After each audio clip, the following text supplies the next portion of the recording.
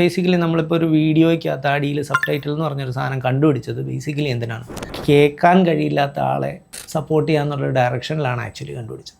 പക്ഷെ അത് യൂട്ടിലൈസ് ചെയ്തത് ആരൊക്കെയാണ്? നമുക്ക് അറിയാത്ത ഭാഷ ആണെങ്കിൽ യൂസ് ചെയ്യാം, അല്ലാന്നുണ്ടെങ്കിൽ നമുക്കിപ്പം ഭയങ്കര ഒച്ചയുള്ള സ്ഥലത്താണെങ്കിൽ കേൾക്കാൻ പറ്റാത്തതുകൊണ്ട് നമ്മുടെ പ്രശ്നം കൊണ്ടല്ല, ആ സ്ഥലത്തിൻ്റെ പ്രശ്നം കൊണ്ട് നമുക്കത് കേൾക്കാൻ പറ്റാത്ത സിറ്റുവേഷൻ വരും. അപ്പം നമുക്ക് വായിച്ച് വേണമെങ്കിലും അതിനകത്തേക്ക് അഡ്ജസ്റ്റ് ചെയ്യാം. ഇങ്ങനെ കുറച്ച് കാര്യങ്ങൾ, അതായത് എപ്പോഴും പറയാമെന്ന് പറഞ്ഞു കഴിഞ്ഞാൽ 3 തരത്തിലുള്ള ഡിസബിലിറ്റീസ് ഉണ്ടെന്ന് പറയും.